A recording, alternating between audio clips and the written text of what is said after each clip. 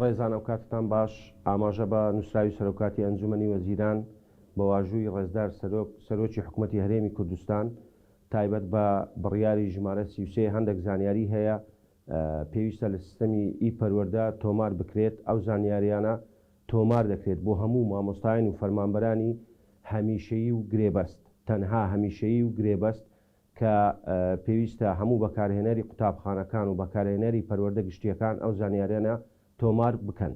زانیاریەکان بریتین لە هەر کاتێک کە داخل دەبی سەر ناوی مامۆستایەک یان فەرمانبەرێک پێویستە ئەو زانیاریانەی خوارەوە تۆمار بکرێت. یەکەم زانیاری کەوا ژمارەی کەسی بێهاوتایە UPN Unique Personal Number، ئەو ژمارەیە پێویستە بەڕێوەبەراتی ژمێریاری لە پەروەردەی قەزاکان و لە هەموو دام و دەستگاکانی سەر بە وەزارەتی پەروەردە بەلست بینێرن بۆ هەموو قوتابخانەکان و پەیمانگاکان بۆی ئەو ژمارەیە تۆمار بکرێت. یەکەم شت ئەو ژمارەیە تۆمار دەکرێت ژمارەیەکی بێهاوتایە کەواتە یەک ژمارەیە هەر کەسێک و هەر فەرمانبەرێک و هەر مامۆستایەک ئەو ژمارەیە هەیە. تکامان وایە ئەو ژمارەیە زۆر بە وردی بەڕاستی و دروستی تۆمار بکرێت. پاشان دەینە سەر زانیاری کار.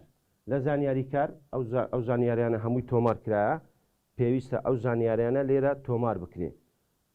کارکردن لە کەرتی تایبەت لە بواری پسپۆری خۆیدا ئەگەر ئەو مامۆستایە یاخود ئەو فەرمانبەرە لە کەرتی تایبەت کاری کردبیت ئەوە ئەو سەحە لێرە دەدەی، ئەو تیکە لێرە دەدەی و ماوەکەی دیاری دەکەی. ئەو پرسیارە بەدەست دەکەوێت بە لە ڕێی پرسیارکردن لە خودی مامۆستایەکە یان فەرمانبەرەکە. پاشان شارەزایی کۆمپیوتەر، ئایا ئەو کەسە شارەزایی هەیە لە کۆمپیوتەر لە پرۆگرامەکانی وێرد، ئەکسل، پاوەرپۆینت. ئاساییە شارەزایی لە هەر سێکی هەبی و ئاساییە شارەزایی لە هیچ سێکیان نەبی، کەواتە تەنها کلیکێک لێرە دەکەین و لێرە و لێرە ئەو شارەزاییە تۆمار دەکرێت. پاشان دەینە سەر بڕوانامە وەڕاهێنان. هەر کاتی ئەو فەرمانبەرە یاخود ئەو مامۆستایە خولی ڕاهێنانی بینی بوو، بەڵام تەنها لە پسپۆری خۆی ئەو ڕاهێنانانەی کەوا لە پسپۆری خۆیتی پێویستە لێرە زیادکردن داگرین و ئەوەی پێویستە بنووسرێت تەنها ناوی ڕاهێنانە، پێویست ناکات ئەو هەموو وردەکاریە بنووسرێت.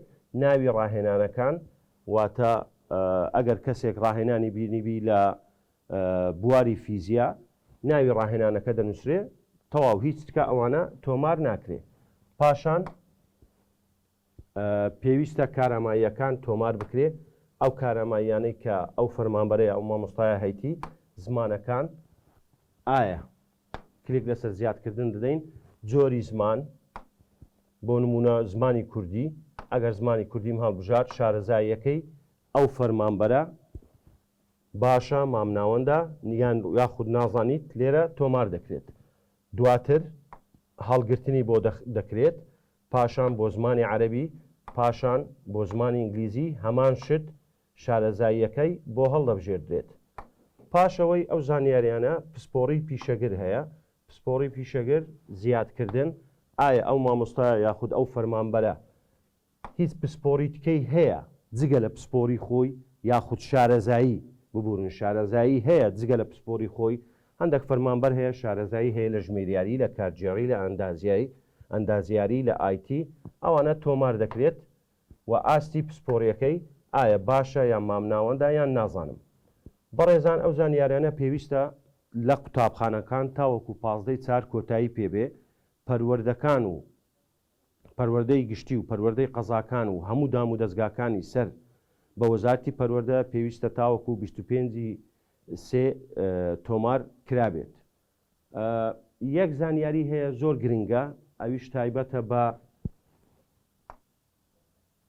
خزمەتی هەژمارکراوی پێشوو. هەندێک لە فەرمانبەران و مامۆستایان خزمەتی پێشمەرگاتیان بۆ نمونە بۆ هەژمار کراوە پێویستە ئەو خزمەتانە دڵنیابیەوە کە ئایا ئەو خزمەتانە لێرە تۆمار کراوە یان نا. لەگەڵ ڕێزمدا زۆر سوپاس.